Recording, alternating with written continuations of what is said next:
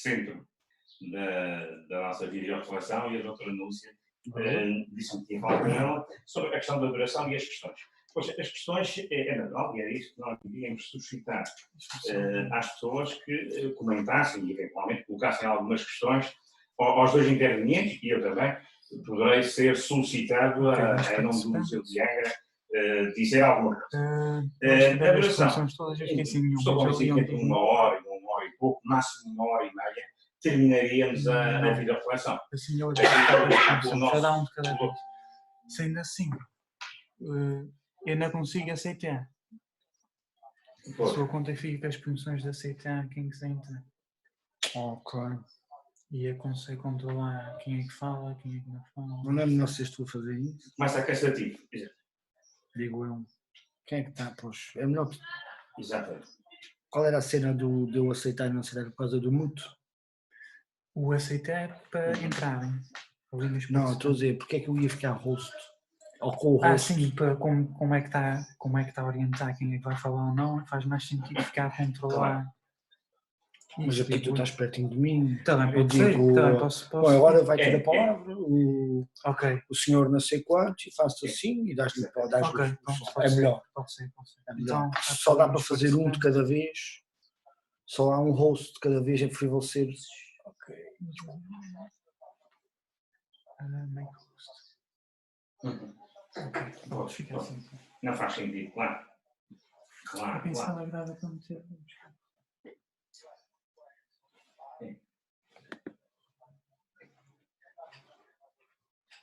Exatamente. Exatamente. Vão ser.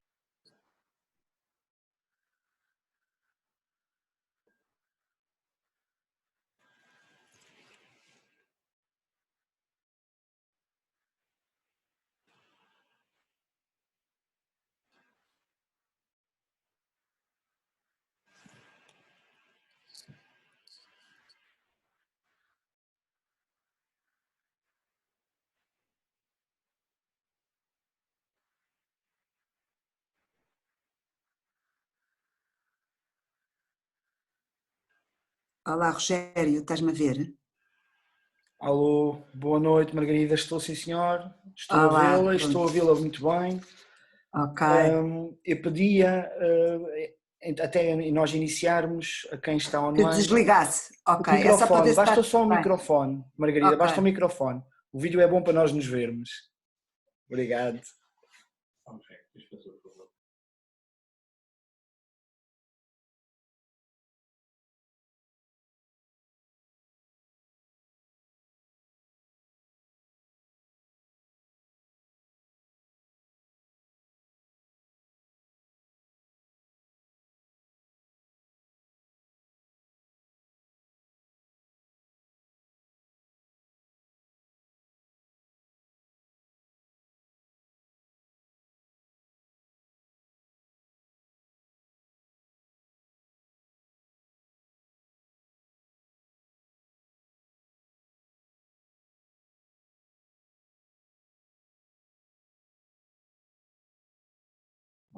O Sampaio não está. Bom, eu posso dar a sugestão a todas as pessoas que estão neste momento com o microfone desligado, mas podem ter o vosso vídeo ligado para que nós nos possamos ver uns aos outros à vontade. Não se acanhem. Muito bem. Basta apenas o microfone estar em mute e assim é isto. Tanta gente a aparecer. Boa noite a todos. Muito boa noite, João. Aqui está. Ora bom.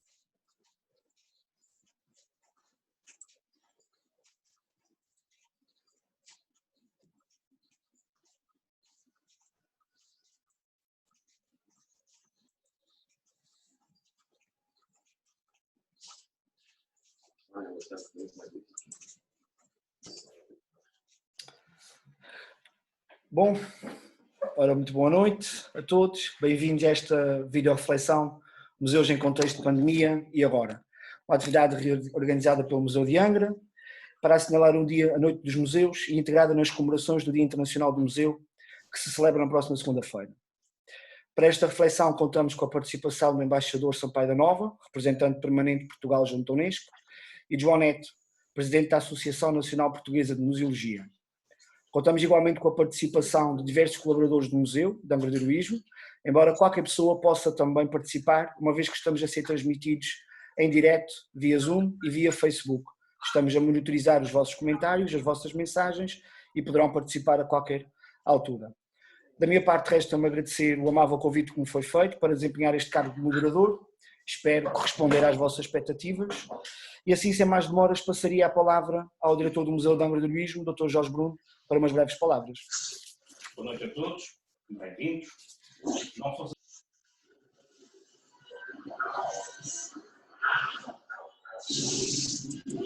Microfone. Boa noite a todos, bem-vindos. Não fosse a circunstância especial que estamos a viver, corrente da pandemia que nos assolou, estaríamos por todo o país e muitas partes do mundo a celebrar a Noite dos Museus ao vivo, juntos uns dos outros, com atividades.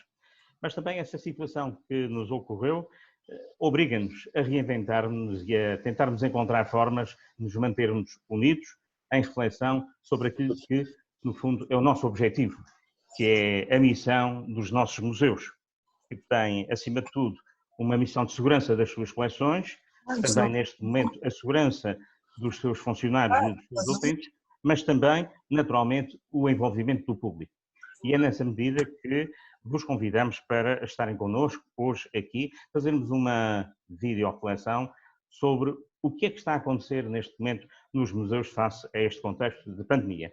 Agradeço a presença de todos, particularmente quero agradecer ao professor embaixador Sampaio da Nova a pronta disponibilidade para estar aqui connosco e para nos ajudar a refletir sobre o papel dos museus na sociedade contemporânea.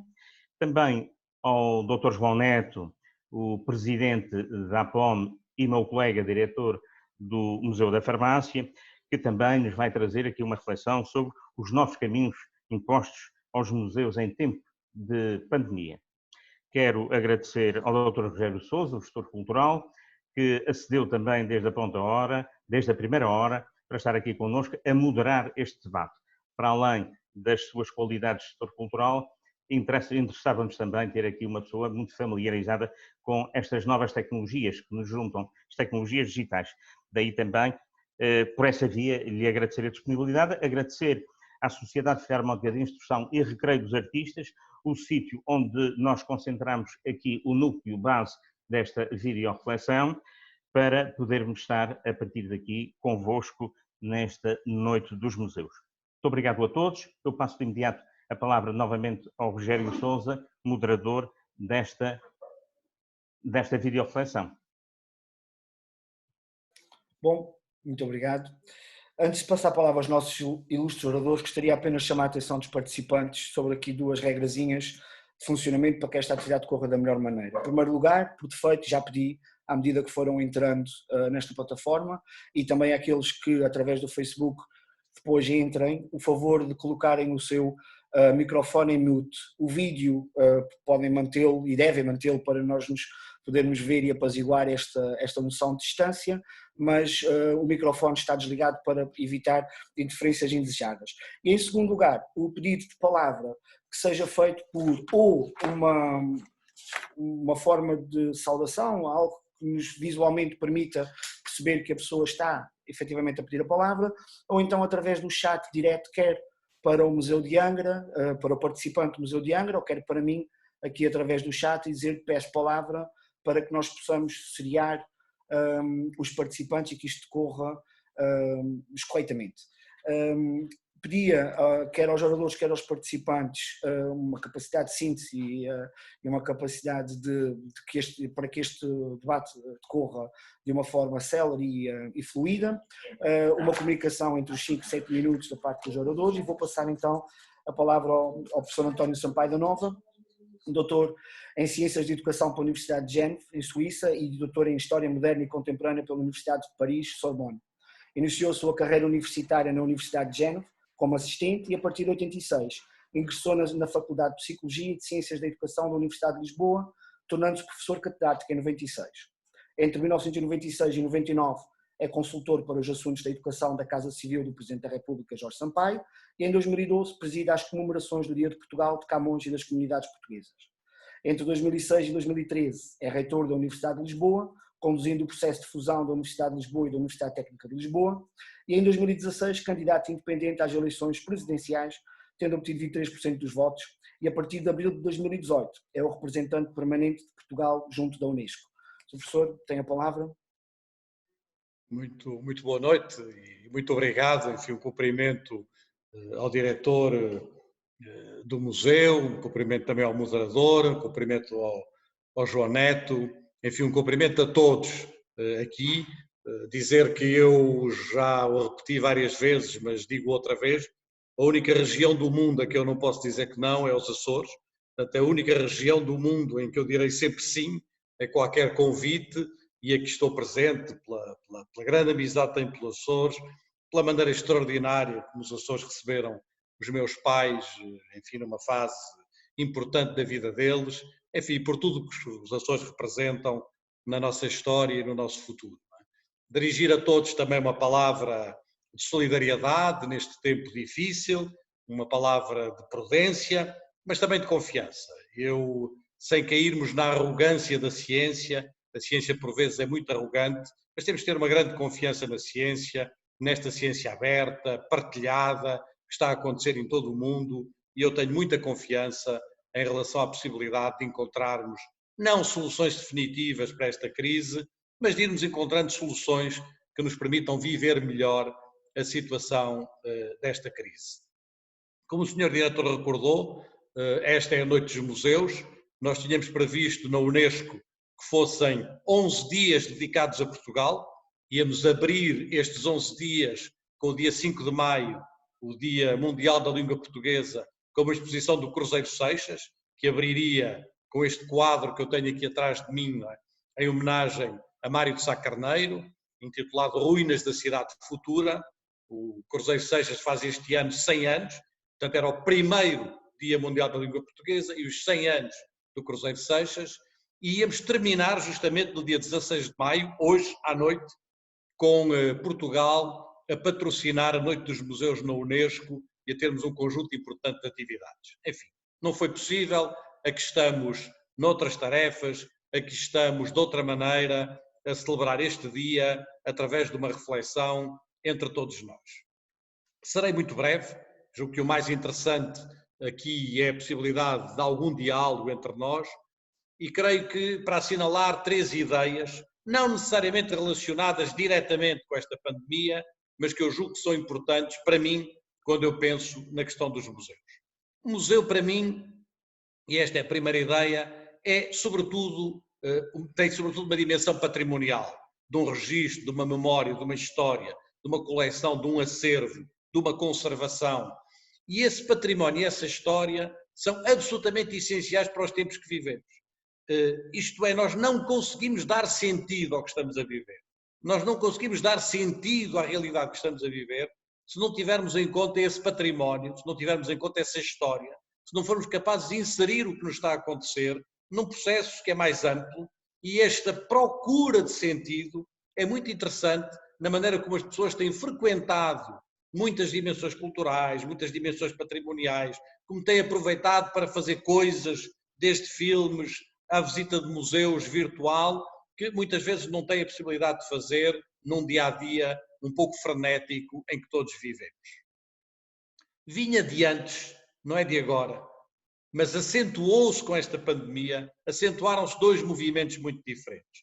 Um movimento de uma certa solidariedade, de uma resposta solidária da sociedade, para além muitas vezes do Estado, para além das administrações, esta crise, mas acentuou-se também, em alguns casos, acentuaram-se fenómenos de intolerância, fenómenos de identidades excessivas, daquelas identidades fechadas, de pessoas que têm as certezas sobre tudo, que não têm dúvidas sobre nada, e estas identidades excessivas matam a possibilidade de um viver em comum. Ora, se há alguma coisa para que os museus podem contribuir, é justamente para apresentar identidades, sim, mas identidades que são identidades em diálogo, para apresentar histórias, para apresentar registros que têm que ser respeitados na sua identidade, mas uma identidade que está em diálogo com os outros. E esta, para mim, é uma função insubstituível dos museus e é uma função essencial dos museus. Um segundo ponto que para mim é importante nestes tempos de crise, tenho dito sobre a educação, tenho dito sobre as universidades, digo agora sobre os museus, é que não devemos confundir o que é a urgência da ação com o que é uma ação a médio e a longo prazo. E, sobretudo, não devemos transformar respostas que são necessárias, urgentes, respostas que são feitas na urgência do momento, em realidades que se tornam uma nova realidade, uma nova resposta para todo o sempre. Eu não creio, ou para mim não é possível, substituir o museu na sua dimensão física e presencial. O museu, para mim, é uma experiência. E essa experiência é uma experiência, para mim, insubstituível. Eu não consigo... Claro que nós podemos ver a Mona Lisa virtualmente e, se calhar, até com menos defeitos e com mais esplendor do que a vemos presencialmente. Mas o museu, para mim, é um lugar onde se vê a peça autêntica, onde se tem contacto com o objeto autêntico. E isso traduz uma experiência que é, a meu ver, absolutamente insubstituível.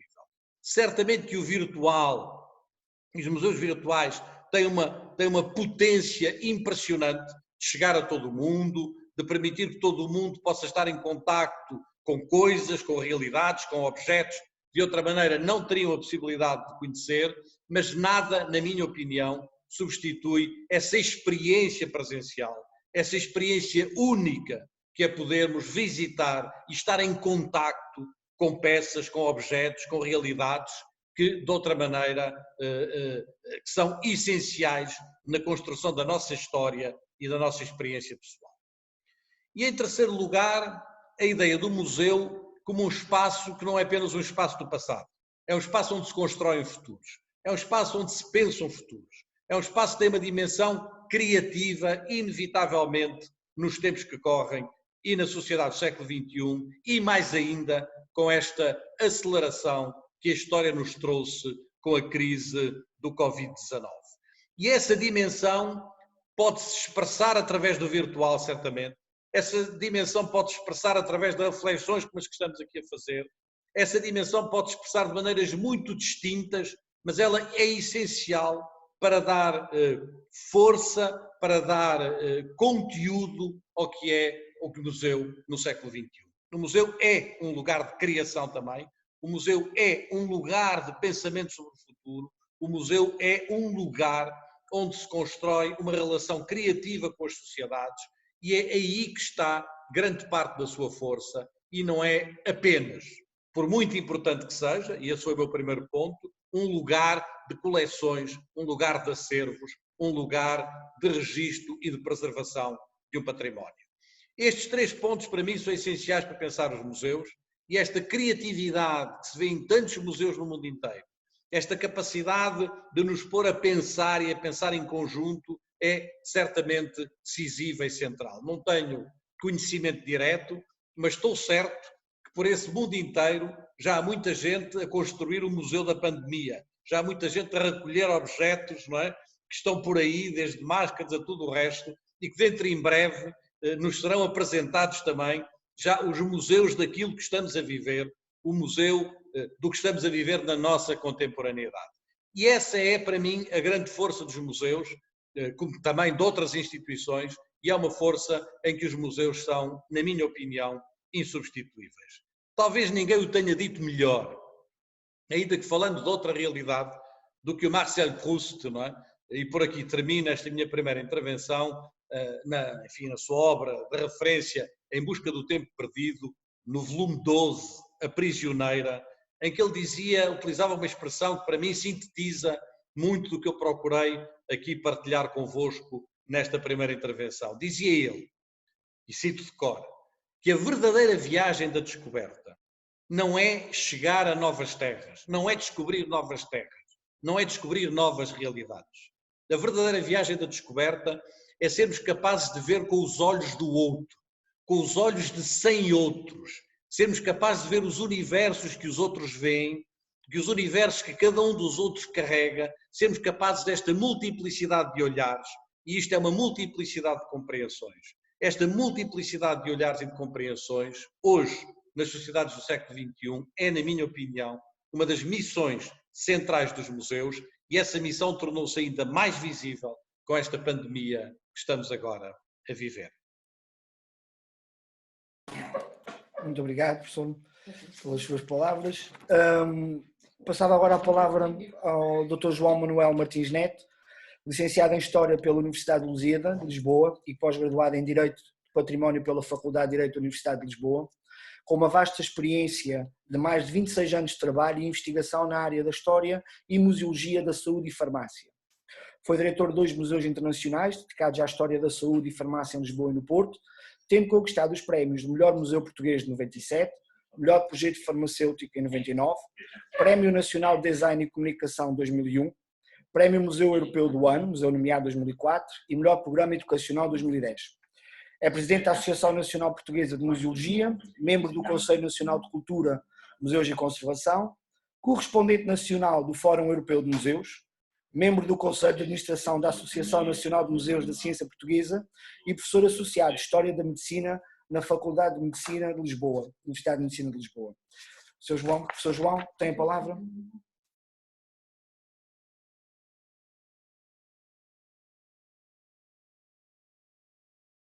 Conseguem me ouvir?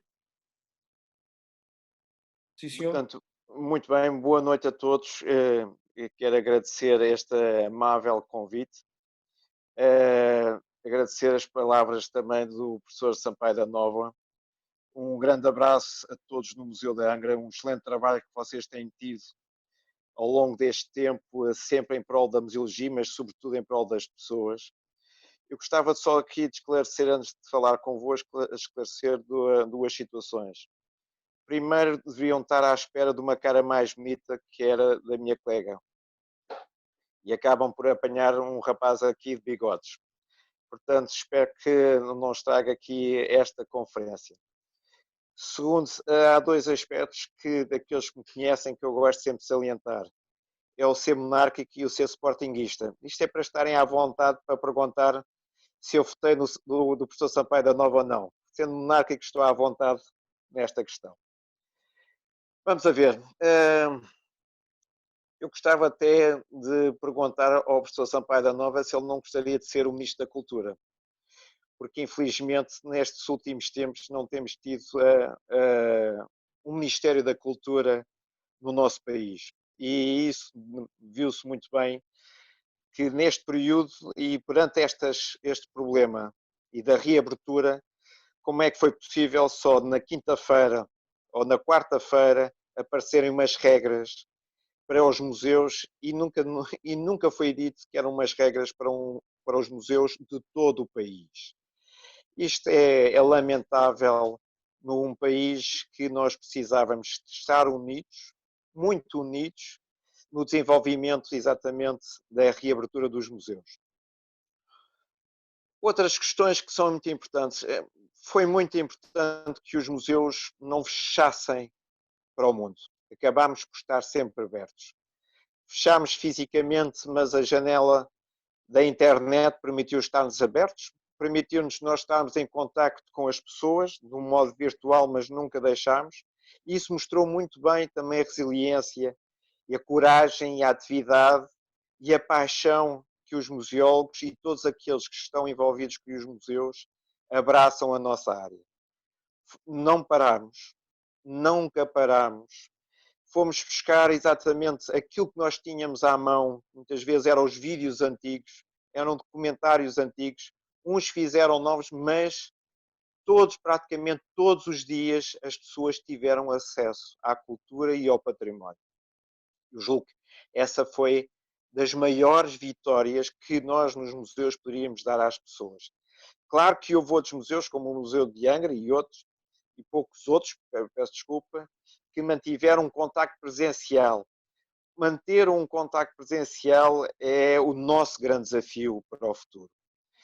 Claro que esta foi uma grande janela, mostrou também as fragilidades que nós temos. Por acaso, a APOM, a Associação Portuguesa de Museologia, e não a Associação Nacional, mas a Associação Portuguesa de Museologia, desde há algum tempo tem premiado documentários feitos por museus, muito importantes, e houve muitos desses comentários que os museus colocaram a correr na internet. Mas há aqui situações complicadas. A paixão que o professor da Nova disse, neste momento, é rara. E é um desafio muito grande para nós todos que estamos envolvidos nos museus agarrar, e esta é a expressão, agarrar esta paixão de poucos e transformá-la em muitos outra vez para os museus. E posso-vos dar uma nota. Se repararem, o Ministério da Cultura deixou de falar em museus, e reparem muito bem nas afirmações daquilo que hoje o Ministério da Cultura diz. Não há museus, não há palácios, não há monumentos, há apenas equipamentos culturais. É perigoso. Muito perigoso. Pode desvirtualizar a nossa missão. Pode retirar exatamente do centro daquilo que nós somos, daquilo que o professor da Nova disse, as coleções, a investigação, a reflexão, as exposições que nós queremos e que nós fazemos tão bem, não só para interpretar, olhando por diversas formas o mundo que passou, mas se calhar o mundo que está mesmo à nossa beira e que está, se calhar, a poucos anos da nossa beira. É muito importante que os nossos colegas e a sociedade possam, neste momento, pensar connosco o que vai ser o futuro. Mas o futuro tem que ser uma luta. Tem que ser uma luta pela continuidade da formação, pela continuidade da investigação, do olhar as coleções de uma forma presencial, estudá-las presencialmente e não virtualmente, porque o virtual é claramente, neste momento, uma ferramenta, mas não a missão. Não a missão. Nós, nestes últimos tempos, temos falado com muitas pessoas. As pessoas e algumas tutelas estão deslumbradas com os milhares de visualizações. É um novo gráfico que alguns daqueles que são apaixonados pelos quadros Excel gostam, porque tem uns números, mas muitas vezes esses números não têm coração. E o coração dos museus são claramente aqueles que trabalham para eles, aqueles que estudam, aqueles que investigam, aqueles que são os monitores, aqueles que comunicam, mas são claramente as peças. Nós vivemos das peças. Nós somos exatamente aqui um meio. Cada museu é uma plataforma para que essas peças possam viver e possam comunicar. E sem elas, e sem as pessoas que estudam e que nos visitam, então realmente não temos museus e temos apenas equipamentos. Eu julgo que essa vai ser a luta nos próximos tempos. Ganhar novamente a entrada das pessoas presencialmente. Claro que também vivemos num mundo em que o tempo é tão rápido que as emoções praticamente são impostas. Nós vivemos aqui de um totalitarismo das emoções e nós temos que combater esse totalitarismo das emoções rápidas pela democracia das emoções com tempo e espaço. E os museus são exatamente um bom elemento para nós, enquanto humanidade, que se apaixona todos os dias pelo património. Obrigado a todos. Muito obrigado, Dr. João Neto. Bom, após as intervenções, temos agora o debate aberto para quem quiser intervir. Aceitamos inscrições. Posso João Paulo Constância, pode falar.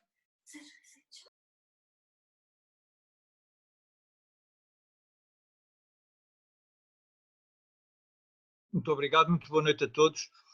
Muito obrigado também pelo convite para participar aqui nesta sessão.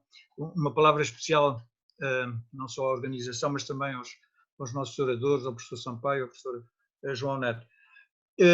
Realmente, o que acabaram de dizer sensibiliza e toca qualquer pessoa que trabalha no museu. Nós, obviamente, vivemos dos nossos acervos, das nossas peças, e esta questão das virtudes da virtualização acho que são relativamente poucas. Noutros contextos tenho referido esta preocupação que é, neste momento,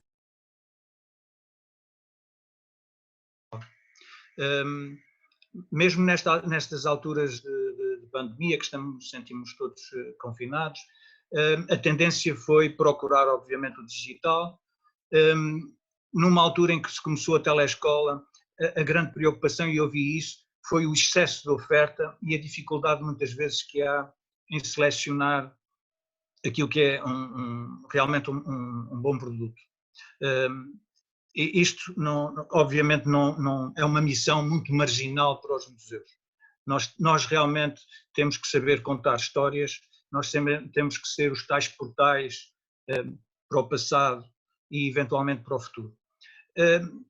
Neste tempo que medeia um pouco este tempo de reabertura, eu penso que nós agora, a grande reflexão é como é que nós vamos conquistar a confiança dos nossos visitantes e dos nossos adeptos. Como é que nós vamos conseguir abrir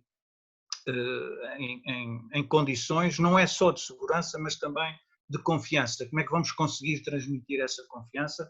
Porque aquilo que eu sinto é que a grande maioria das pessoas está medrosa, quer dizer, há um receio generalizado e é preciso vencer essa barreira e conquistar essa confiança de quem nos visita.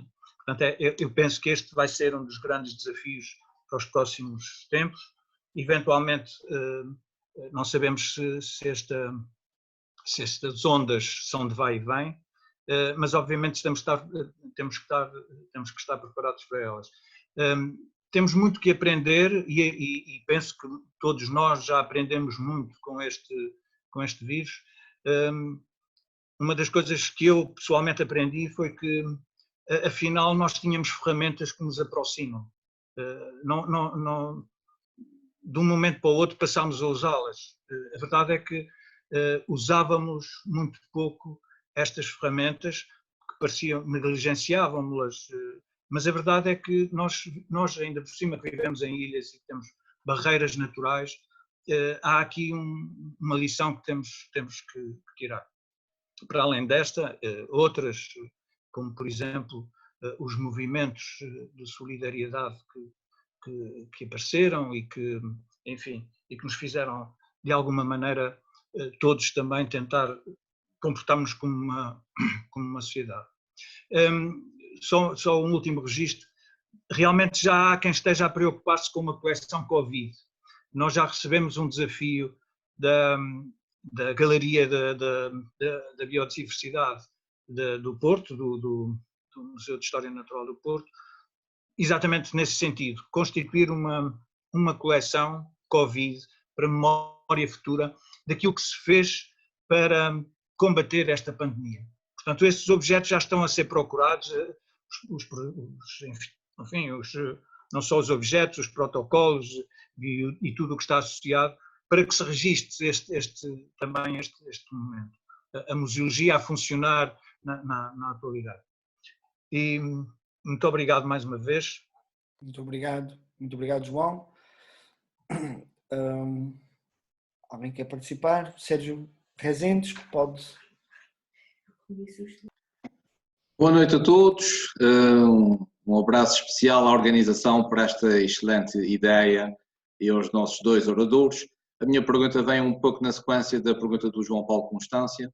que é efetivamente não só o desafio que nós temos perante a atração de visitantes. Eu penso que, acima de tudo, nós devemos trabalhar o visitante nacional, o visitante, aquele que ainda não foi ao museu, aquele que muitas vezes passa à frente da porta, mas ainda não entrou. Mas, acima de tudo, a minha questão é como é que os serviços educativos, os serviços pedagógicos do museu, como é que vão conseguir, que tipo de ferramentas é que eventualmente poderão encontrar, porque atrair um jovem adulto é uma questão, atrair uma turma de crianças, ainda por cima com todas estas dificuldades que nós estamos a ver agora a aparecer com a reabertura das escolas dos mais pequenos.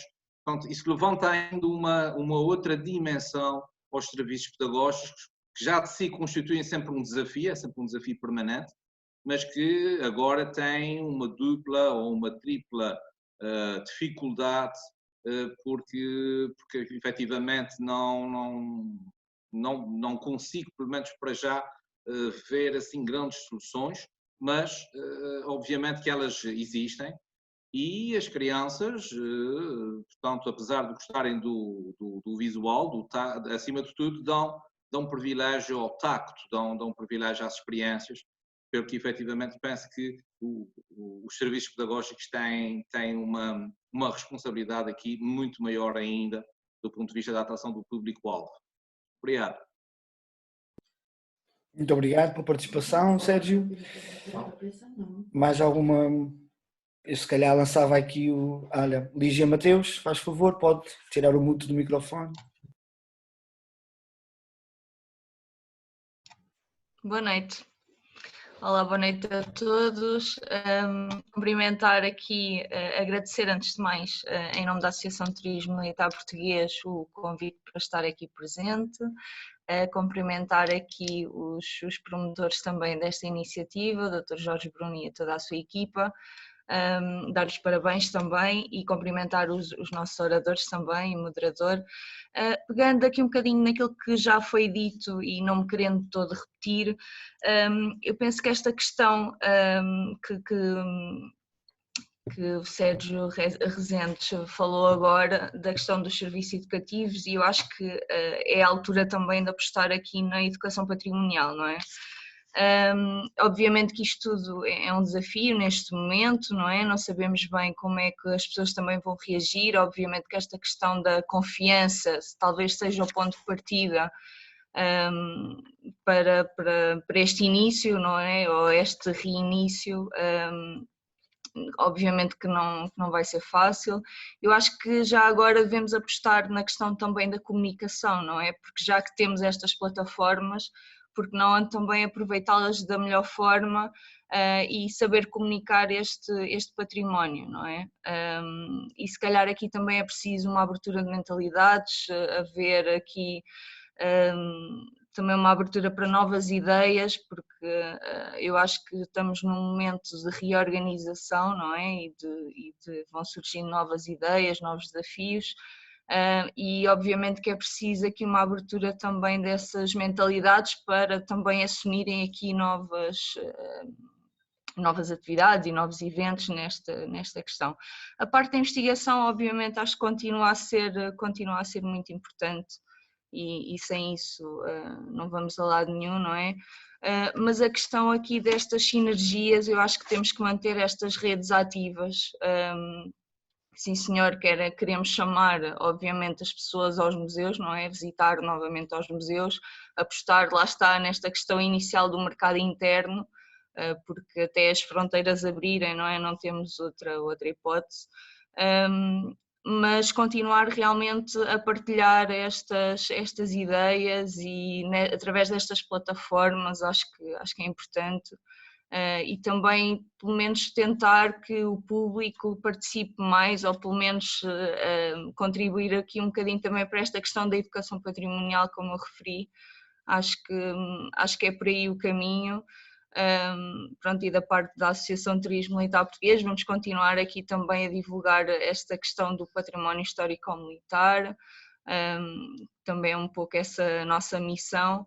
Agora, obviamente que isto vai ser tudo um teste, não é? Para todos nós, ou já está a ser um teste, e só daqui a, se calhar, alguns meses é que também vamos perceber realmente como é que as coisas estão a correr. Mas realmente a parte da confiança neste momento é tudo, e fazer com que as pessoas, pelo menos tentar chegar às pessoas também, não é dizer realmente que existem procedimentos de segurança e que as pessoas podem visitar facilmente os museus e que estão a ser cumpridas todas as regras. Eu acho que é importante essa questão e frisar isso, e talvez até em pequenas campanhas, não é, através destas plataformas, fazer com que as pessoas realmente vão aos museus e comecem também a conhecer aquele património que está na sua região, não é? No seu território. Eu acho que isso é muito importante neste momento. Mas pronto, espero que desejo também toda a sorte, muito boa sorte a todos neste momento, não é fácil. Aliás, a todas as pessoas que trabalham nos museus, não é? Porque esta questão da confiança não é só para os visitantes também, não é? Também tem a ver com as pessoas que lá trabalham e que acabam por contactar com outras, portanto, também há sempre esse risco. Portanto, muita saúde a todos e boa sorte. E aquilo que precisarem também da nossa parte, pelo menos em termos de divulgação e de promoção, estamos disponíveis e sempre a partilhar aqui nesta rede. Ok, obrigada. Muito obrigado, Lígia, pela participação. Temos agora o Jaime Regalado e de seguida o Dr. João Neto. Primeiro Jaime. Muito obrigado. Primeiro que tudo, boa noite a todos e obrigado pelo convite para estar presente nesta troca de ideias. Sobre esta situação em particular, e depois de ter já ouvido o professor Sampaio da Nova e o professor João Neto, sobretudo, que estão mais em linha com o que eu pensava acrescentar, de facto o museu é incontornável enquanto repositório de objetos, na sua conservação, na sua preservação para que possam chegar a outras gerações, e como tal nunca será, digamos, nunca será possível prescindir do museu com as portas abertas para o público, seja local, sejam visitantes não locais. Mas há uma outra dimensão que eu sempre me habituei e sempre beneficiei de ver nos museus, que foi a dimensão da informação que está contida nas várias coleções, que por vezes não se consegue encontrar essa informação num único museu, mas pela ligação entre as coleções de vários museus. E é essa informação, que não passa tão diretamente pela observação direta dos objetos no seu acervo, até porque muitas vezes alguns desses objetos até estão em reservas, também sequer estão patentes ao público de um modo geral. Mas eu penso que esta situação, esta capacidade ou valência que nos vimos forçados a adotar neste registro de confinamento, pode abrir as portas para que essa informação, essa sim, se possa veicular de forma digital e que não seja tão necessário, ou seja, o contacto com o museu, com o seu acervo e com a informação contida nas suas coleções não seja tão necessária à presença física e possa veicular por estes meios digitais. No fundo, esta situação que nos forçou a criar esta valência, que possa agora ser redirecionada, terminando este contexto, que possa ser redirecionada e aproveitada para a veiculação de informação, para que os museus tenham, além da sua dimensão dos objetos, tenham também a sua dimensão de repositório de informação e de centro de investigação para pessoas que estão distribuídas cada vez mais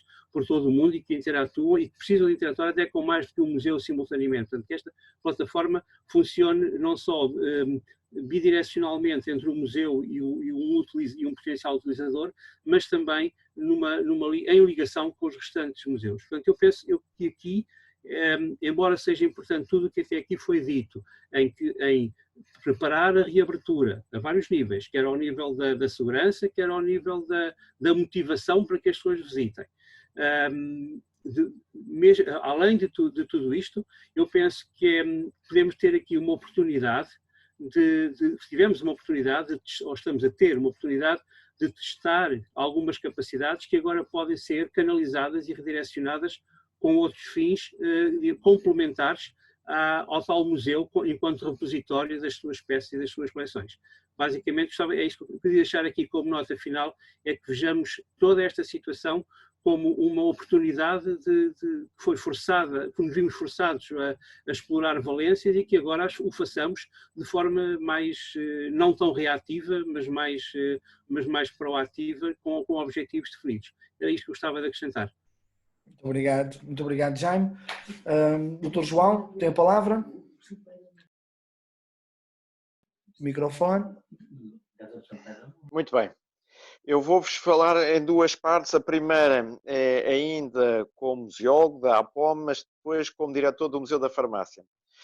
Eu concordo com aquilo que o Jaime disse claramente. Esta é uma oportunidade, se calhar, para nós colocarmos até mesmo aquelas peças menos conhecidas e que por algum motivo não têm estado na linha da frente dos nossos museus. Esta é uma grande oportunidade de fazer essa divulgação. Isso concordo plenamente e esse é um grande desafio que esta janela nos abriu. Agora eu queria chamar a atenção do seguinte. Não vamos estar à espera das pessoas. Acreditem, não podemos estar de braços caídos. Portanto, nós temos que utilizar também esta capacidade que tivemos e que vamos mantendo esse contacto com as pessoas para levá-las lá, para levá-las ao museu. E aquilo que eu sugiro é que comecem pelas vossas famílias. Levem as vossas famílias aos museus. Porque a grande aposta que neste momento que devemos fazer, até por restrições de segurança, são de grupos pequenos. E acho que este grupo pequeno tem que começar por algum lado. E as nossas famílias devem ser esse primeiro grupo.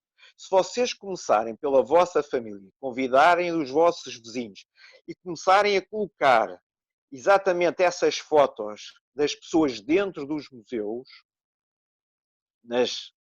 neste contacto virtual, as pessoas vão acreditando que é seguro estar num museu. Para vos dar uma ideia, também esta semana nós tivemos uma reunião com uma colega nossa alemã. E os alemães prepararam esta reentrada perguntando às pessoas em que áreas do museu é que não se sentiam seguras. E elas disseram que era nas casas de banho, disseram que era nos locais onde elas repousavam.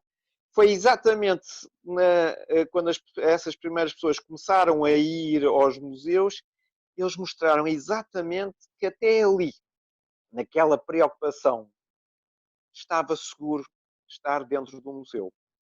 Portanto, aquilo que eu vos posso recomendar, e como amigo, e sobretudo como grande colega vosso, é exatamente isso. O nosso desafio vai ser agora colocar as pessoas também dentro dos museus, que esse vai ser um grande desafio, e por favor, coloquem essas pessoas, esse coração que faz viver, esse pulmão que faz viver os museus, também nesta comunicação. Porque quando as pessoas começarem a ver que existem pessoas dentro dos museus, elas depois também começam a caminhar para esses museus. A segurança e a confiança nós temos que mostrar e temos que mostrar imediatamente antes da pessoa entrar dentro do museu. Mostrar a ela, a essas pessoas, porque é que vamos se calhar pedir que se afastem, porque é que não toquem, porque é que têm que levar luvas, porque é que têm que estar com uma outra preocupação dentro do museu.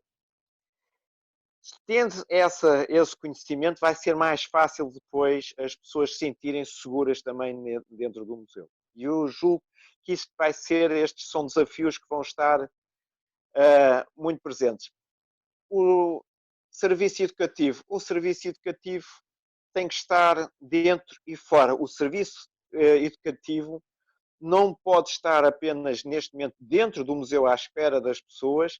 Se calhar o serviço educativo tem que estar exatamente à porta do museu para começar a educar as pessoas daquilo que vai acontecer dentro.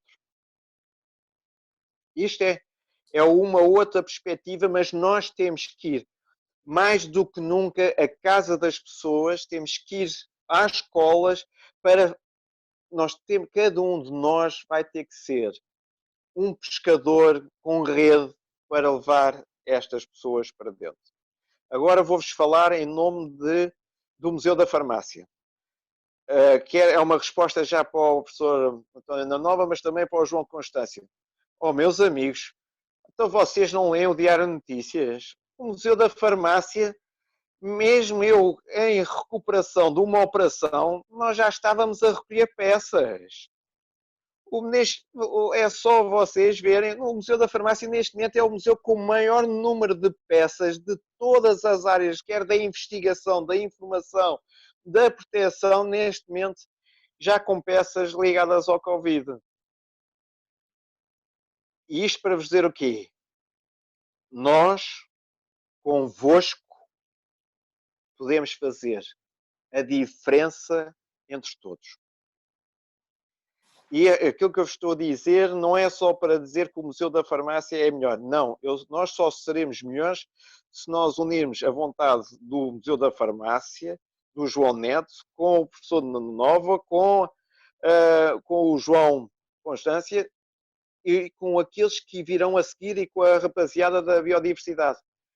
Porque isso é importante nós mostrarmos uma resposta como é que a museologia, não apenas por um, mas por todos, como é que nós na museologia reagimos, porque muitas vezes as pessoas olham para nós como lá estão eles que só olham para o passado. Não!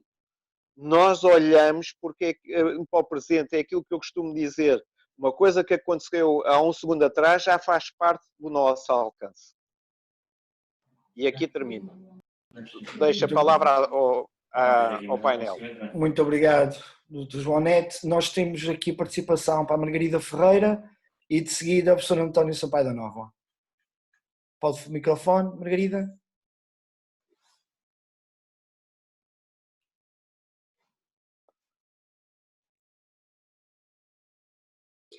Boa noite a todos. Gostava de cumprimentar as pessoas que estão no painel. Eu estou um bocado constipada, não sei se me estão a ouvir, mas eu venho aqui exatamente porque eu sou presidente de um grupo de teatro, o Grupo Teatro A Sala, que temos a residência desde 2014. Só para agradecer. Que temos a nossa residência, portanto, neste lugar magnífico, que é o Museu de Angra do Heroísmo. É um espaço realmente cheio de histórias, e tem uma equipa fantástica a trabalhar lá. Portanto, nesse lugar magnífico que é o Museu de Angra, fazemos parte da oferta cultural do museu, porque fazemos um formato de teatro que se chama Café Teatro e que consta de 3 sketches com 2 intervalos, e o público está sentado maioritariamente à volta realmente de uma mesa e tem contacto, não é? Tem contacto porque está à volta de uma mesa, porque tem um café ou porque tem um copo de vinho à sua frente e está a assistir, portanto, ao teatro. E nos intervalos, que tem 2 intervalos, estão a ser 3 sketches com 2 intervalos, pode conversar sobre as temáticas sobre as quais nos debruçamos nos sketches, que normalmente são temáticas de cariz social, educacional, que têm a ver com a atualidade. E posso mesmo dizer que temos realmente um público fiel que enche sistematicamente o auditório. Agora, realmente, com esta nova pandemia, fica-nos no ar um bocado como é que vamos continuar a fazer estes nossos formatos de teatro, porque de facto há um contacto que tem que existir, porque faz parte da essência realmente do Café Teatro, e quer dizer, e se as pessoas não tiverem oportunidade de estar, de conversar sobre o espetáculo e de estar com aquela proximidade com que estão, portanto, não sei, é assim um bocado complicado, porque não é a mesma coisa que estar a ver um quadro, não é? Com o corona, realmente não sei se vai ficar tudo bem, mas de certeza que não vai ficar tudo na mesma, até porque as pessoas têm algum receio daquilo que está a acontecer, não sabem se a proteção é suficiente, ainda não se sabe muito sobre o tema, mas de facto sem a vida que está confinada, não é? A arte fica um pouco dispensável, porque as pessoas não vão, as pessoas não aparecem, as pessoas têm medo. É evidente que podíamos voltar ao contacto das pessoas com os nossos sketches, mas efetivamente não era a mesma coisa. Nem se poderia chamar café-teatro, porque o vídeo é o vídeo e o teatro é o teatro. E, portanto, estamos assim aqui numa posição em suspenso e por isso é que eu estou aqui para ver até que ponto é que podemos continuar o nosso trabalho, ou quando, ou com que medidas, não sei, estou aqui a aprender um pouco sobre isto tudo. Obrigada. Muito obrigado, Margarida. De facto, a presença do teatro, a parte física, é de facto muito importante. Também temos aqui uma participante, Ana Brum, que poderá dar uma próxima chega. Passava então a palavra ao professor Sampaio da Nova. Só 2 apontamentos em relação a 2 aspectos que atravessaram algumas das reflexões, quer dizer, evidentemente a questão da confiança, da segurança, etc., são absolutamente centrais. Eu já o disse na minha primeira intervenção, sou um otimista, não sou um otimista imprudente nem insensato, mas sou um otimista e estou absolutamente convencido que até ao final deste ano nós vamos ter ao nosso dispor instrumentos, medicamentos, etc., que não vão resolver o problema. Talvez que o Covid tenha vindo, como alguns têm dito, para ficar para sempre, mas que vão permitir lidar com ele de uma maneira mais segura. Eu creio que seria para mim uma grande surpresa se não conseguíssemos encontrar algumas formas de lidar com esta situação. E, portanto, o medo e a dúvida são absolutamente centrais. Eu estava, semana passada, numa extraordinária reflexão deste tipo com o Edgar Morin, um senhor de 98 anos, vai fazer daqui a pouco 99 anos, e com uma lucidez impressionante, e que, questionado sobre as questões da dúvida e o facto de alguns cientistas dizerem uma coisa e outros dizerem outra, que tal dizer, mas senhores e minhas senhoras, mas a dúvida não é o que está no centro da ciência? A ciência não é justamente feita da dúvida, de uma procura, de uma incerteza, de uma dúvida, até encontrarmos respostas? Não é isso que caracteriza o melhor do gesto científico? Portanto, nós devemos encarar estas questões com muita prudência, mas também com um sentido de futuro que, a meu ver, é importante. E é sobre isso que os 2 aspectos que foram trazidos a debate me parecem muito importantes. O primeiro é reabrir, captar públicos, etc., é decisivo, claro. Mas os museus têm que ter a capacidade justamente de oferecer um conjunto de ideias, um conjunto de propostas que possam atrair esses públicos, não é? Quer dizer, as pessoas têm medo, aparentemente não têm muito medo de ir para as praias, não é? E, portanto, parece que aí já não há medo, não é? É porque as pessoas têm interesse em ir para as praias, não é?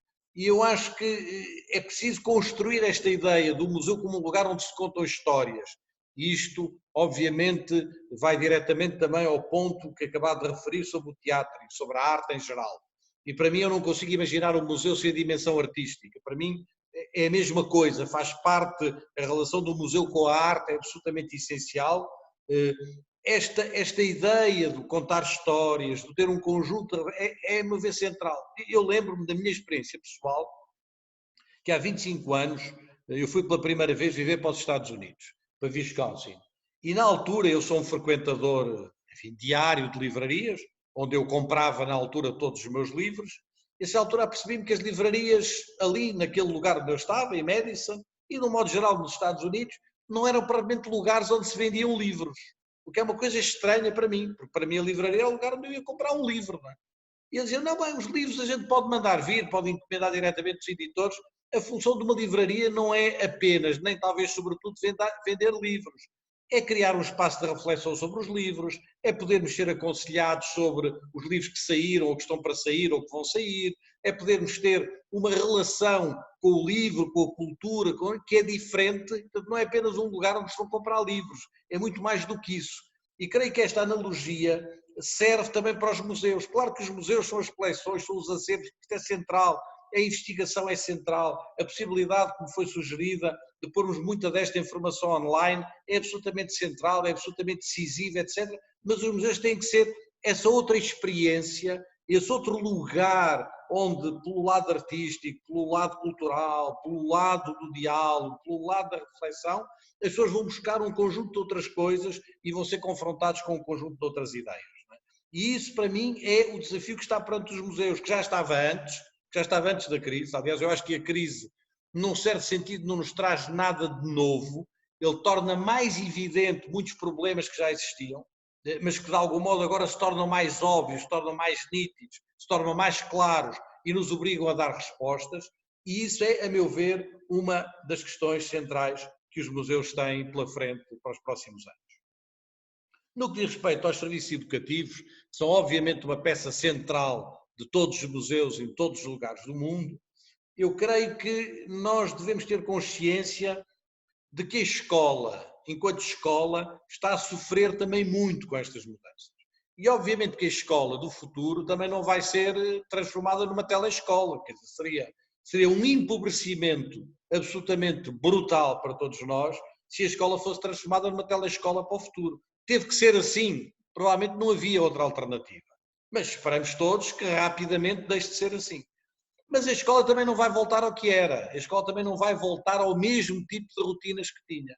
E se há uma mudança que vai ser importante nas escolas, é a mudança de uma certa diversificação dos espaços e dos tempos educativos. A ideia de uma normalização do espaço escolar, do espaço da sala de aula, do tempo educativo, da estrutura horária, do calendário escolar, tudo isso vai caminhar mais no sentido de um movimento que já existe há muitos anos, mas que hoje se tornou mais interessante, que é o movimento chamado das cidades educadoras. Portanto, no fundo, a ideia de que a educação não está apenas dentro de um espaço escolar fechado, que a educação está em muitos lugares, que há uma espécie de uma capilaridade educativa que está nas cidades e onde, obviamente, os museus são uma peça central desta capilaridade educativa. E, portanto, os serviços educativos dos museus vão ter que ter aqui um diálogo muito importante com as escolas, com os professores, com os municípios e reconstruir muita da sua atividade, não como uma coisa, que é um conceito que eu acho, que eu pessoalmente detesto, não como uma coisa extracurricular ou extraescolar, ou como uma espécie de um complemento, qualquer coisa que se põe como uma flor numa napela, mas como algo que é absolutamente essencial e estruturante ao próprio processo de aprendizagem, que não se faz apenas num espaço fechado chamado escola, mas que se faz num conjunto de outros espaços, e obviamente isto vai obrigar a mudanças enormes nos sistemas educativos, na organização das aprendizagens, etc., mas mudanças que nós estamos a ver acontecerem já, através do recurso ao digital, obviamente, mas imaginar que a escola possa vir a ser no futuro toda digital, cada menino em frente ao seu computador a aprender um conjunto de disciplinas, seria, num certo sentido, a negação de tudo aquilo que nós fomos construindo sobre o que deve ser a educação, uma educação relacionada com a cultura, relacionada com a cidadania, relacionada com o desenvolvimento humano, relacionada com o conjunto das coisas que nos fazem humanos. E, portanto, este processo é um processo que vai estar em cima da mesa inevitavelmente. E vai estar em cima da mesa de uma maneira com muito mais força, com muito mais peso do que tinha estado até agora, na relação entre a escola e um conjunto de outras entidades e um conjunto de outras oportunidades e um conjunto de outras possibilidades educativas que são verdadeiramente aquilo que faz a cidade educadora, metáfora, obviamente, para uma ligação entre a escola, entre a educação e a sociedade. E creio que os serviços educativos deveriam começar a refletir muito sobre isso, não é? E começar a pensar muito como é que esta relação se pode estabelecer, e insisto, não como qualquer coisa que é extracurricular, que é um complemento qualquer, mas como qualquer coisa que é central no próprio processo de aprendizagem e que é central para uma escolarização plena das nossas crianças e dos nossos jovens. Muito obrigado, professor. De facto, fico muito contente que tenha referido Edgar Morin, porque também só me veio à cabeça uma das suas afirmações relativamente ao século XXI, no que diz respeito à educação, quando dizia que o século XXI não é o século do conhecimento nem dos conteúdos, mas sim o século da seleção, da capacidade de seleção, e temos que educar os nossos filhos e as nossas gerações vindouras a selecionar essa informação. E ele lançava aqui o repto ao presidente do Conselho Executivo da Escola Secundária de Amadorismo, do Jerónimo Miliano de Andrade, professor Vítor Freitas, para participar no debate. Vítor, tens a palavra. Muito boa noite a todos. Antes de mais, agradecer o convite que me foi dirigido enquanto presidente da escola, agradecer ao Museu de Angra e cumprimentar todos aqui presentes, principalmente os nossos oradores, e veio mesmo a calhar aqui a intervenção do professor Sampaio da Nova relativamente à escola. A nossa escola tem uma relação muito íntima com o Museu de Angra. Nós, desde há muito tempo, que estabelecemos várias atividades com o Museu de Angra, com o serviço educativo. O serviço educativo esse que acho que fez com que a escola, e não só, toda a comunidade, encarasse o museu de uma forma diferente daquela que, por exemplo, que eu via no meu tempo de escola, o que é fundamental. Mas a minha questão aqui, a minha intervenção é no sentido de fazer uma chamada de atenção que temos tido a noção agora que esta triste situação tem levado a que os alunos estejam a ficar saturados do meio digital e estejam a necessitar urgentemente de regressar à sua normalidade. E essa normalidade também passa pelo museu, pelas atividades do museu, todas as atividades que a escola desenvolvia. Parece-me importante que de alguma forma se possa reativar essa nova normalidade, nunca mais poderá ser a mesma, ou pelo menos nos próximos tempos não poderá ser, mas eu gostava de saber, na perspectiva dos nossos oradores, o que é que os museus poderão fazer para, de facto, a gente agora ultrapassar esta barreira que temos pela frente e voltarmos outra vez a usufruir de espaços tão ricos pedagogicamente como são os museus. Muito obrigado. Muito obrigado, professor Vítor. Tenho a seguir a palavra a Ana Brum, diretora dos Cães do Mar. Bom, boa noite. Parece que estou no Zoom. Eu sou diretora artística de uma estrutura de criação, teatro, aqui na Terceira, relativamente recente. Nós formámos-nos em 2017 e que focamos o nosso trabalho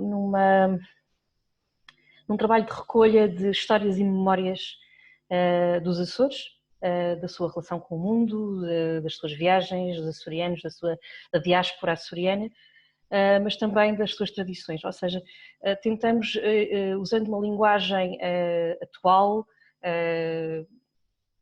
adquirida ao fim de muitos anos a trabalhar em teatro, passando pela mímica, pela música, pelo teatro mais físico também. E trabalhamos muito, focando muito o nosso trabalho na ideia de trabalhar em espaços como museus e bibliotecas, porque são espaços de memórias e de histórias, que é algo que é muito caro ao teatro.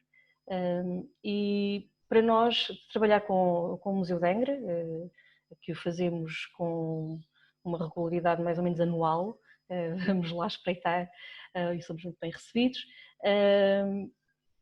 Tem-nos proporcionado um contato com um público diferente, muito interessado, e também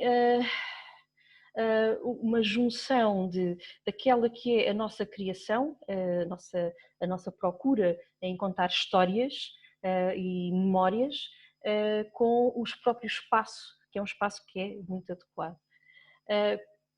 Como devem imaginar ou se devem saber, neste momento no teatro e nas artes performativas em geral, há uma série de dificuldades em entender como é que sobrevivemos, pura e simplesmente. Como é que nós sobrevivemos a salas meias vazias, ao distanciamento do público, à falta de humanidade da qual nós carecemos para podermos criar e podermos comunicar. Há experiências, há tentativas, há gente a ensaiar online, há gente a criar formatos para serem colocados online digitalmente, mas acima de tudo há uma vontade de continuar e de procurar outras formas de contactar e de comunicar, que penso eu cada vez mais fazem sentido com instituições como museus, bibliotecas e outros espaços semelhantes, que possam de alguma forma acolher e jogando com novos públicos, com esses públicos também do teatro e dos museus, das bibliotecas, de toda essa massa de gente que pode ter alguma dificuldade em pensar em sair de casa neste contexto, mas que podemos promover esse encontro e encontrar soluções para esse encontro. Para já. Muito obrigado, Ana. A seguida, o Dr. João Neto tinha pedido a palavra e depois vou dar a palavra à Dúnia Pereira, do Museu de Arqueologia de Cabo Verde.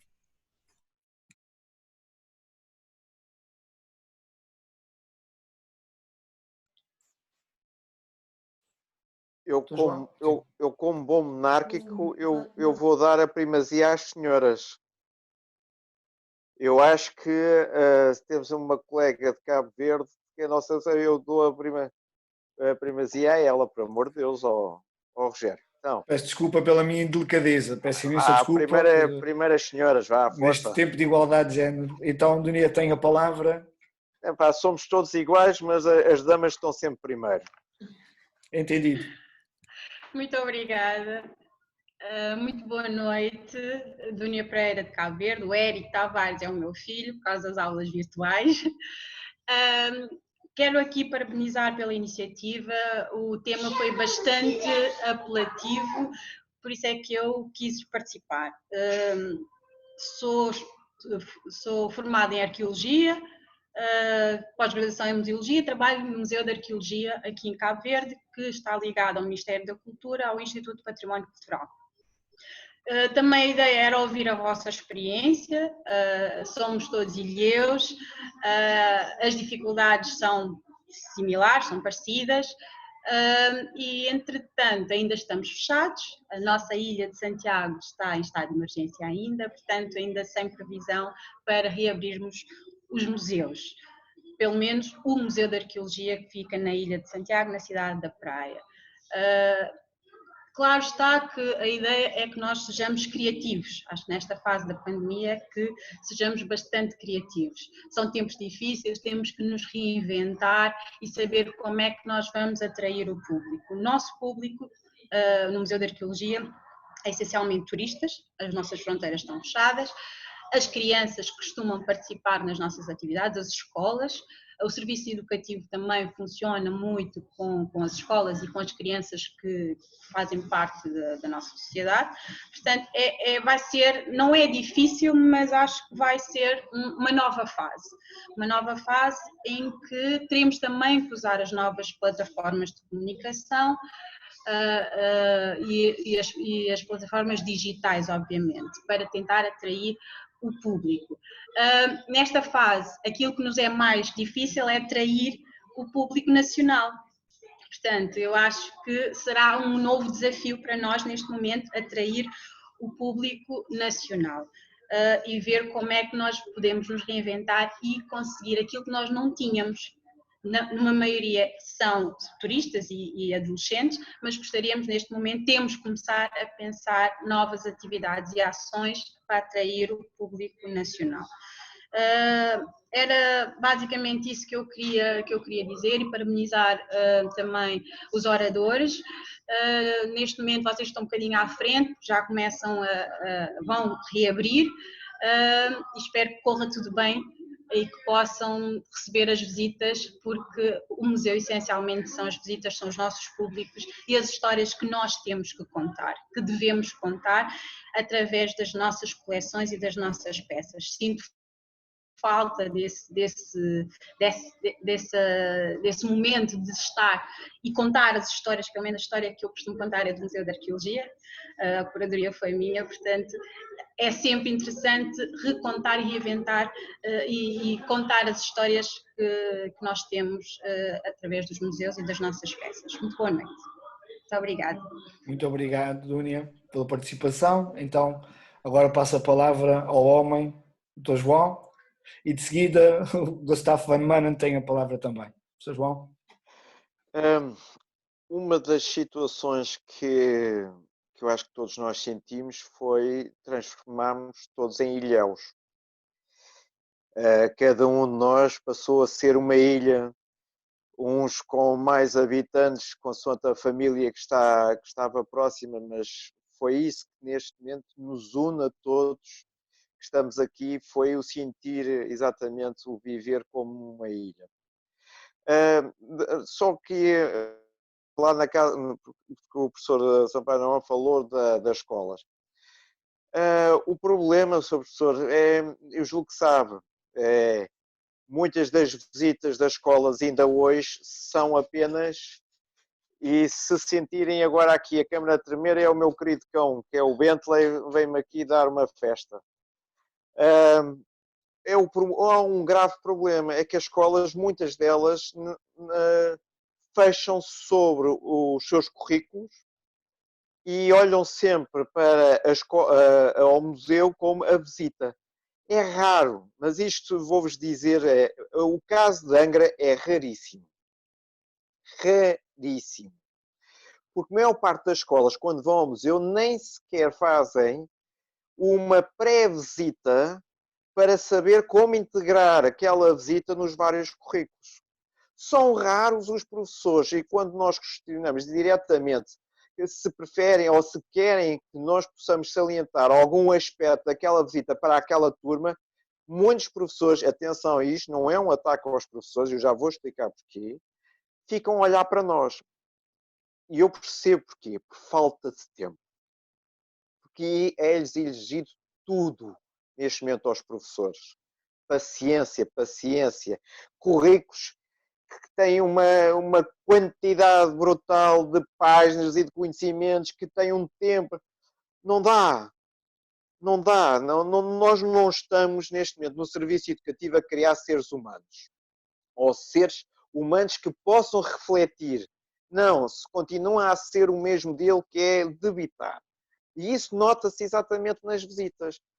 Eu muito gostava que, por parte das direções escolares, e volto a dizer, o caso da Angra e da escola, e da vossa escola é diferente, é exatamente olhar para os museus de uma maneira diferente, porque são mais as vezes que são os museus a bater à porta das escolas para criar exatamente estas ligações do que propriamente as escolas a baterem à porta dos museus para criar essas ligações.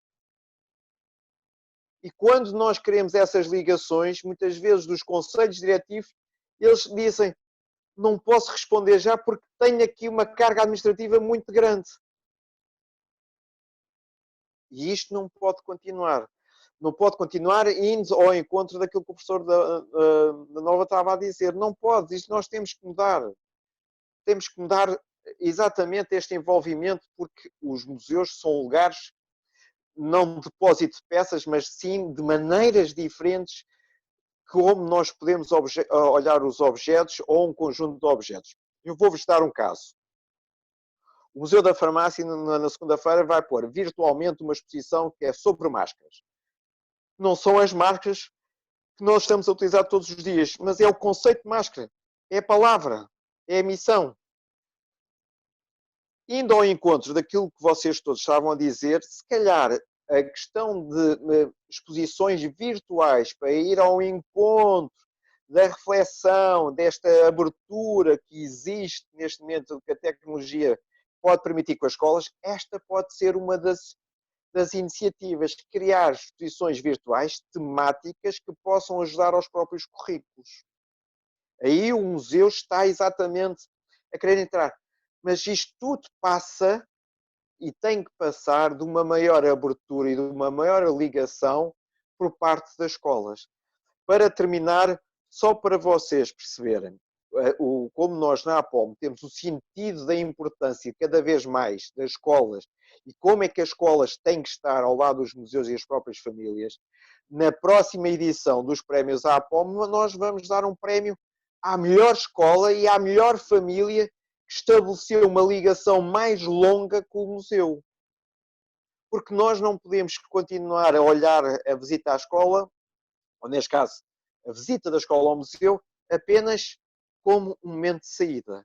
E vamos privilegiar, premiando exatamente aquelas escolas, aquelas turmas, aquela família que ao longo do ano mantiveram alguma ligação com os museus. Porque é essa ligação que vai mudar o mundo. E quando digo o mundo, vai mudar as nossas vidas e a própria vida do museu. Muito obrigado. Dr. João, vamos passar então agora a palavra ao Gustavo. Alertava, pronto, pelo andamento da nossa conferência e pela hora também. Quem quiser participar, o favor de alertar, porque já estamos a avançar. Gustavo. Ok. Posso falar? Estás a ouvir? Sim, estou. Ok, muito bem. Então, eu vou falar muito curtamente sobre a questão da música no nosso museu. Um museu que é muito vivo, que temos este departamento de restauro, serviços de educação, especialistas em várias áreas e pronto, isto funciona muito bem e evidentemente hoje em dia temos um problema deste vírus que evita que as pessoas fiquem tudo junto, menos na música, porque temos uma coisa espetacular neste museu, um órgão de Machado de Silveira de 1788 que funciona. Eu posso dizer com muito prazer que é um dos poucos órgãos aqui na Terceira que está a funcionar 100%. E aqui não há problema deste vírus, porque as pessoas podem ficar lá embaixo na igreja, ouvir uma igreja enorme, quer dizer, como 20 pessoas podem sentar-se com distância 10 metros até, e o órgão está em cima. E quem toca neste órgão faz isto com muito prazer, evidentemente, e lá embaixo o som é ainda muito melhor do que no coro. Além disso, acho eu que isto dá uma oportunidade também para o público que temos cá na Terceira, porque nós fizemos já muitos anos concertos, no fundo dirigidos aos turistas. Bom, turistas não há, então, porque não há concertos, porque as pessoas não podem entrar nestas salas de concertos, é muito complicado hoje em dia, eles podem dirigir-se mais ao nosso museu e ouvir no domingo este fantástico órgão, este fantástico instrumento.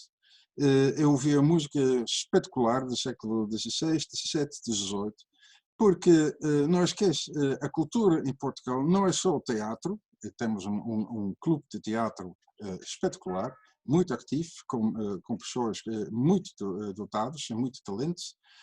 temos um serviço de educação que é absolutamente espetacular, mas temos também a música que eu acho que temos de dar um pouquinho mais valor a isto, porque funciona bem e eu tenho certeza absoluta que as pessoas poderiam ficar um pouquinho mais entusiasmado com este grande instrumento que faz parte do nosso museu. É só. Muito obrigado, Gustavo. Tem a palavra agora João Pedro Barreiros. Okay. Obrigado, Rogério, obrigado a todos. Parabéns por esta iniciativa. Hoje, por acaso, é o Dia Nacional dos Cientistas. Já estive a fazer imensas coisas nesse contexto. Um abraço também aos oradores, ao Dr. João Neto, ao professor Sampaio da Nova, é um gosto de ouvi-los. Eu queria pegar um pouco nas palavras que o Dr. João Neto disse há bocado para lançar aqui um aspecto que tem a ver precisamente com a questão da educação e com a questão da ligação que deve ser feita entre o ensino catalogado e decidido por sabe-se lá quem e aquilo que é de facto a aprendizagem, porque as coisas nem sempre estão ligadas. Nós na universidade apanhamos os jovens que, no meu caso, já dou aulas, sobretudo, mais a alunos de mestrado e doutoramento, seja como for, e portanto já estão com outro tipo de motivação, de orientação e de vontade de fazerem determinadas coisas que gostam. Mas os alunos de licenciatura aparecem-nos sobretudo como quê? Como pessoas que andaram uma série de anos no ensino geral a aprender a decorar e não a aprender a gostar de coisas. Muitos, mesmo em cursos onde são exigidas notas mais elevadas, por exemplo na medicina veterinária, onde eu dou aulas, aparecem sem ter uma percepção daquilo que de facto gostam de fazer. E os museus têm um papel extraordinário nesse aspecto. Sobretudo quando podemos, e temos a missão, todos nós juntos, claro, de transformar um pouco a ideia de que a cultura, neste caso a ciência, também é cultura. Os museus de História Natural foram para mim, há muitos anos, quando eu comecei a trabalhar como investigador profissional, um dos melhores momentos de aprendizagem que sempre tive. E tive a sorte de trabalhar em vários dos mais importantes museus de História Natural da Europa e dos Estados Unidos. Isso aconteceu num contexto em que houve, de facto, a procura da paixão pelo conhecimento, e o que me preocupa bastante neste tempo, e que, aliás, já foi aqui referido, podemos aprender também com este momento de confinamento a utilizar ferramentas para poder comunicar e passar as mensagens que temos que passar, porque isto é um dever que nós temos, todos, é precisamente a ideia de que a idade da aprendizagem, que começa após o nascimento, que é quando os neurónios estão de facto a funcionar todos em pleno, o cérebro do bebê é uma sucessão de curtos-circuitos e que permite aprender tudo, faz-me sempre muita confusão constatar que os programas escolares são de tal modo feitos que as crianças acabam por ter cargas horárias iguais ou superiores até a muitos trabalhadores. E isso para mim não faz qualquer sentido, não lhes permite uma aprendizagem das coisas pelo gosto da aprendizagem em si, acaba por transformá-los em máquinas, alguns pelo menos, em máquinas de decorar para depois fazerem exames de acesso à universidade e irem para os cursos provavelmente que foram escolhidos pelos papás ou pelos avós, e depois acabam por ser pessoas muitas vezes frustradas que decoraram coisas num determinado momento, mas que não aprenderam nada e que não gostam de rigorosamente nada, ou então que passaram ao lado do conhecimento. Quando há bocado se falou, o Gustavo ainda agora disse que os concertos que dá, os fabulosos concertos que dá, e que ocorrem em todo lado dos Açores, são para turistas. Pois, e, por exemplo, nós vivemos, no caso dos Açores, vivemos no melhor hotspot do mundo, do Oceano Atlântico, desculpem, juntamente com mais 3, um no Índico e 2 no Pacífico, para a observação de cetáceos. Isto é um facto, não é uma opinião, é um facto. A maior parte das pessoas que aqui vive nunca foi ver nada disso. E está aqui à porta. Nem sequer é preciso pagar muito caro para um lugar num barco. Basta ter uns bons óculos, uns bons binóculos e conseguem ver muita coisa. Mas não vão. Não há essa mentalidade de procuras a curiosidade pelo gosto de aprender. E esta fase da pandemia pode ser e deve ser, para além de muita coisa, uma motivação extra para todos nós podermos incentivar e trabalhar em conjunto com as escolas para que isso tenha algum câmbio. Um abraço a todos, não quero amassar-vos muito mais. Muito obrigado, João, pela tua intervenção.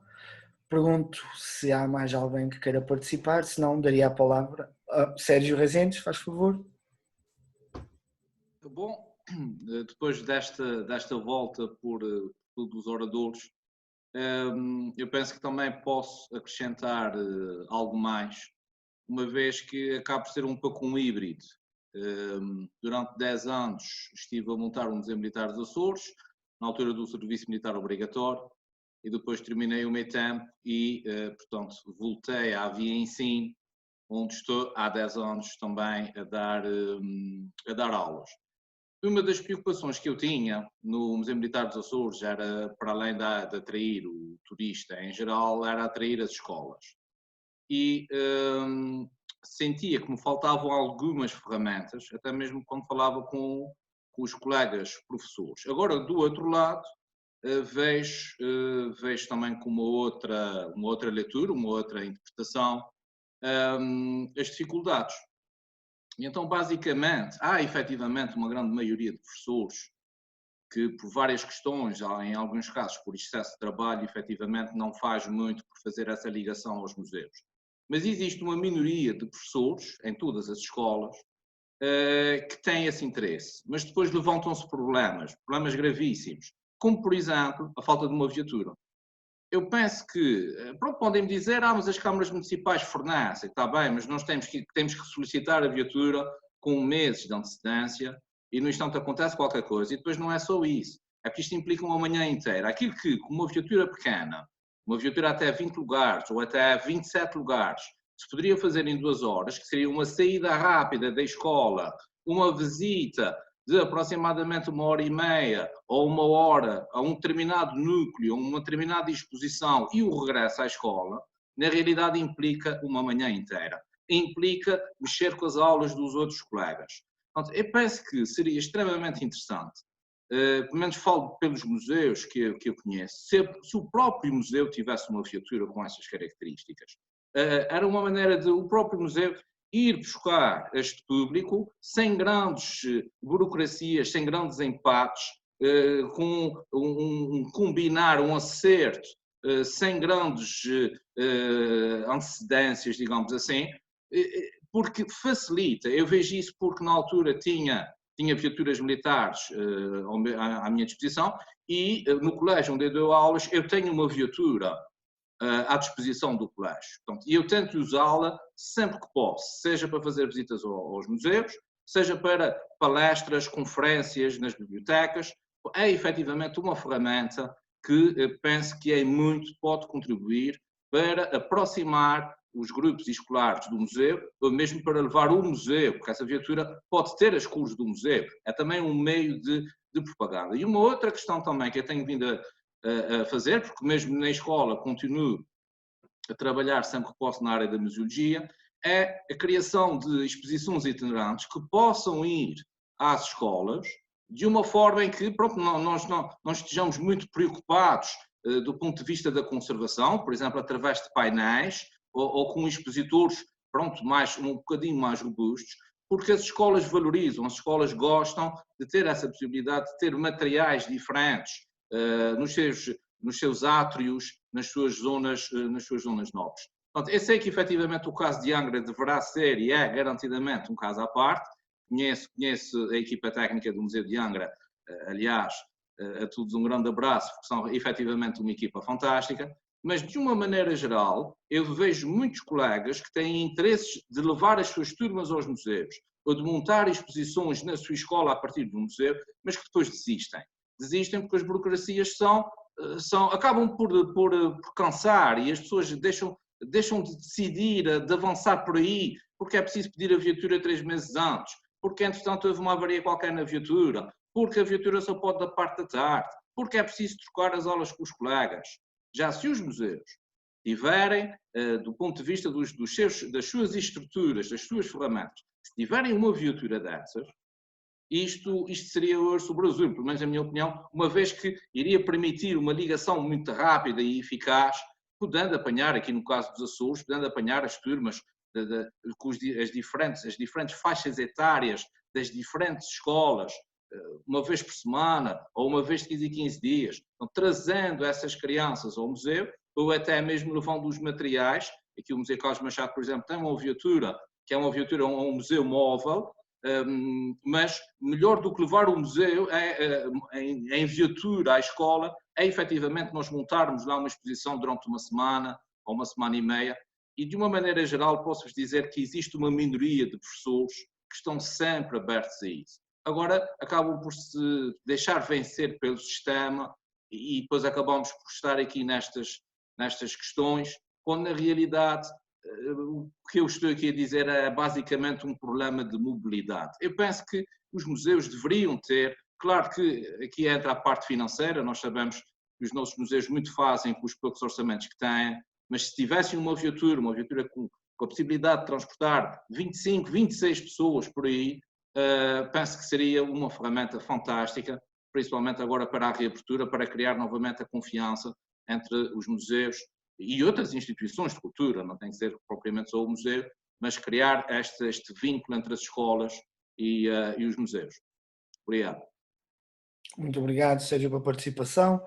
Eu, antes de fazermos uma ronda final para encerramento, acho que temos aqui alguns participantes na área das artes, o Rui Mel, o Paulo Arraiano, o Vítor Castelo. Se alguém tem algo aqui a contribuir para o debate, lança o repto. Assim sim. Paulo? Posso? Obrigado. Obrigado. Antes de mais, queria agradecer e dar-vos os parabéns pela iniciativa e agradecer ao diretor do museu o convite. E tenho colaborado vários anos com o museu, no sentido de um projeto que neste momento também questiona, não é, como é que irá ser o decorrer da sua existência em termos físicos, não é? Porque é uma residência artística, junta várias pessoas, junta pensadores que, por acaso, curiosamente, os temas abordados passam muito por estas questões que estamos a viver, porque falamos de alterações climáticas, de biosfera, de extinção, de questões que são, digamos, que se correlacionam diretamente com estas questões. E então como é que daqui para a frente os vários modelos, não é? E os museus poderão pensar precisamente, sendo o museu um hub que se correlaciona com a cultura, com a museologia, mas também com a arte contemporânea e com o trabalho de vários pensadores sobre determinados temas, como é que será interessante, não é? Essa correlação e criar novos modelos e criativamente pensar o futuro, de como é que estas ações se poderão decorrer. E inclusive, precisamente, a utilização ou não de novos formatos na apresentação das próprias coleções dos museus, como ferramentas como os hologramas, a realidade aumentada, a realidade virtual, uma série de novos desafios que poderão passar pela museologia. Gostaria só de deixar este pensamento, este raciocínio. E mais uma vez agradecer e dar os parabéns pela iniciativa. Pronto, muito obrigado, Paulo.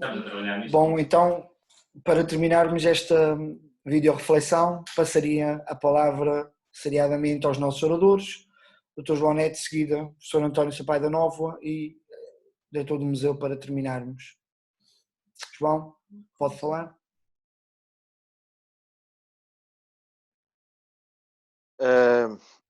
Eu quero agradecer muito a todos esta magnífica noite Eu acho que foi muito importante nós estarmos aqui unidos, muito unidos nesta reflexão para benefício de todos.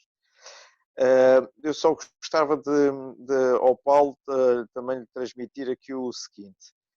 Paulo, nós temos notado que estas novas tecnologias não estão, ou estão cada vez mais a ser menos usadas. As pessoas que cada vez mais, depois daquela fase que foi das aumentadas dentro dos museus e muitos touchscreens, as pessoas que neste momento cada vez mais estão a abandonar essa tecnologia e cada vez mais a aproximarem-se do objeto em si. Agora, a informação, se calhar, tem que ser posta de maneira diferente. Se calhar, eu vou-vos dar uma situação, se calhar o catálogo, como nós hoje pensamos, se calhar vai perder o seu sentido. Se calhar vai ser exatamente um catálogo, vai ser um livro, como era na Idade Média, uma preciosidade, e se calhar temos que proporcionar às pessoas elas fazerem o seu próprio catálogo da visita. Eu julgo que temos ferramentas para elas fazerem o seu catálogo da visita, será uma grande aposta. Não podemos baixar os braços, isto aqui só para vos dizer, nós temos que realmente pensar, tal como o professor Sampaio Nova disse, e eu também por estar ligado à farmácia, acredito muito na ciência. A ciência vai nos ajudar, mas este é um momento para nós estarmos exatamente cada vez mais a pensar como é que a cultura vai sobreviver e vai exatamente uma cultura presencial do objeto da reflexão também vai sobrepor, não anular, mas sobrepor a uma cultura virtual. Eu julgo que este pode ser um grande risco e um desafio que nós temos que agarrar. Todos vocês, aqueles que me conhecem, sabem que eu sou otimista, sou muito otimista, mas sou muito também, gosto muito de brincar. E hoje, no Dia Mundial dos Cientistas, e tendo 2 cientistas aqui no painel, eu só gostava de colocar uma questão científica e filosófica. Como é que explicam, do ponto de vista científico, que no continente, em muitos outros continentes, mas sobretudo no continente americano, pessoas que não desenvolveram em criança conhecimento e cultura hoje são presidentes da República?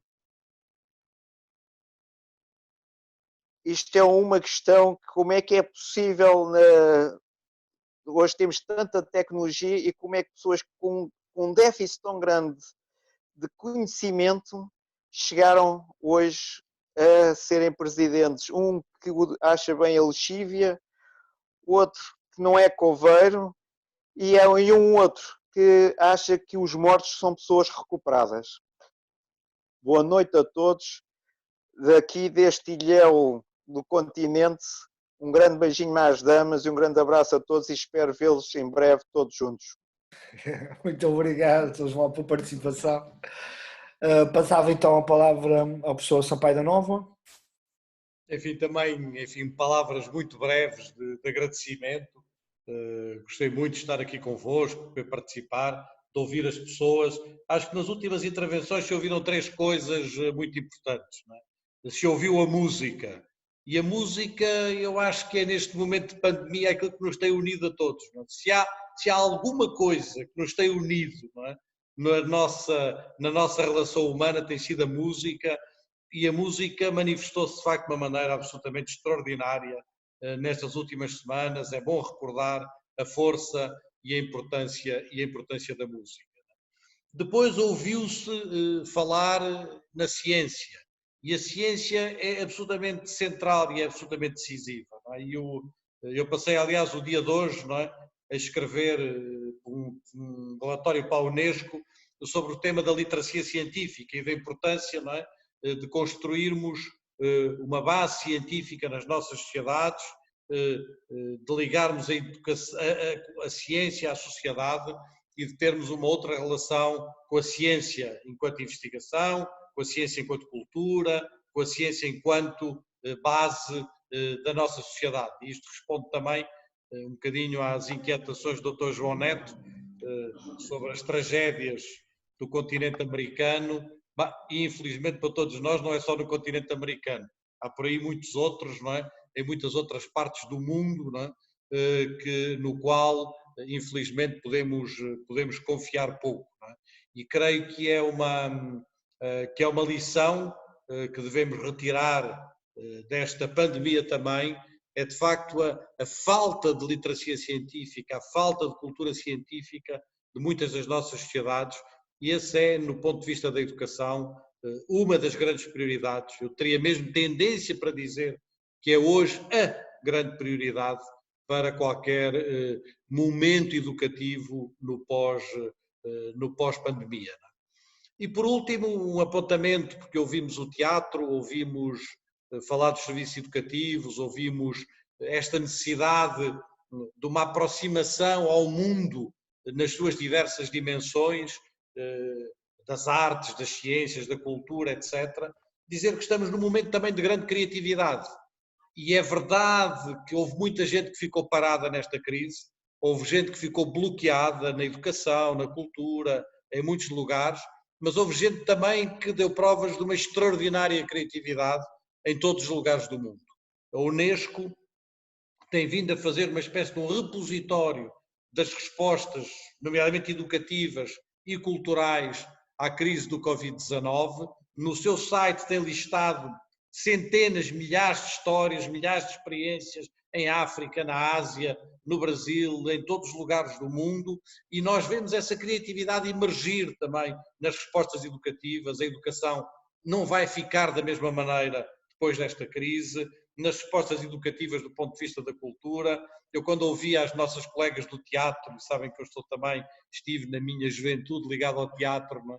Quando ouvia, apetecia-me pensar numa atividade teatral que tivesse apenas um espectador, que escolhêssemos apenas um aluno, porque não pode haver teatro sem espectadores, mas se calhar bastaria um espectador, não é?